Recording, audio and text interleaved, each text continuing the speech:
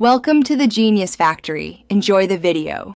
Start by understanding copyright terms and public domain status for videos.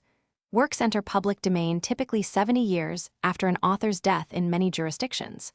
Creative Commons licenses let you reuse material when you follow the license conditions exactly. Read licenses clearly for attribution, non-commercial, share alike, and no derivatives requirements. Licensing secures explicit permission and often requires written proof, like an emailed license or PDF. Always confirm the licensor actually owns the rights before you rely on a license. Next, evaluate fair use carefully before using copyrighted video without permission. Fair use relies on 4 factors: purpose, nature, amount, and market effect on the original work. Transformative use increases fair use likelihood when you add new meaning, commentary, or criticism.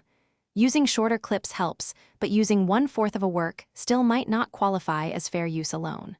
Always document your transformative rationale, including timestamps and explanation of new context or commentary added.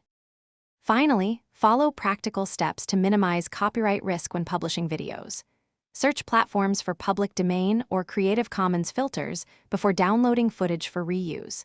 Obtain written licenses and keep records in one secure folder for 5 years to prove permission if challenged. Use licensed stock footage, create original footage, or secure signed releases from identifiable people shown on camera. When you receive a takedown notice, respond promptly with proof of license or a good faith fair use explanation. Thanks for watching. If you found this helpful, don't forget to like and subscribe.